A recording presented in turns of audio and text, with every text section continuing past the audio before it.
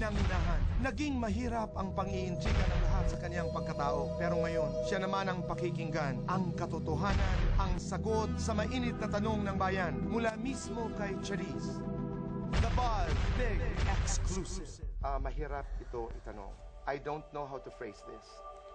Only because ako'y naniniwala that you don't owe anybody any explanation. Naniniwala ako na walang kinalaman sa talento ang usapin na may kinalaman sa sexual orientation and gender identity.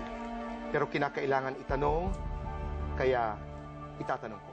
Simple lang. Charisse, are you a lesbian?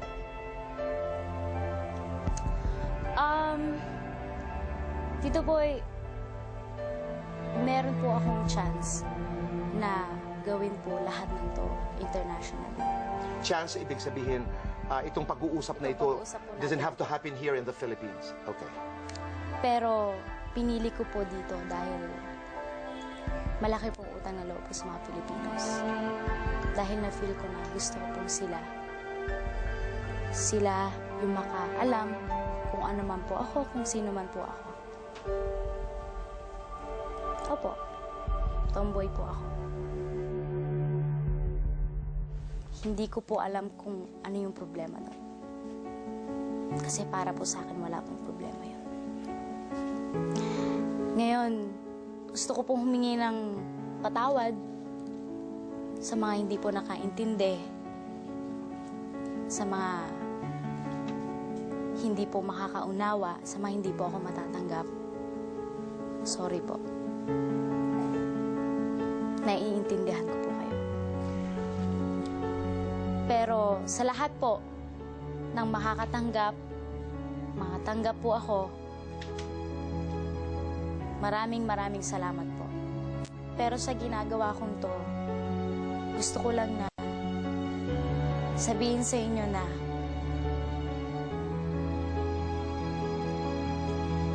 ang gaan ng pakiramdam ngayon.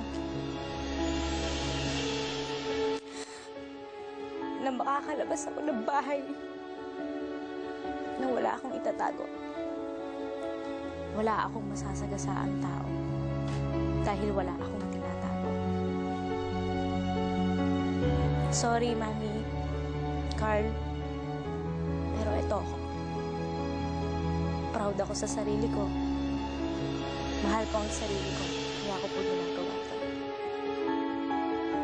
Sa mga fans ko na alam ko madami sa inyo disappointed. Alam ko nga siguro sa iba sa inyo tatalikuran na ako.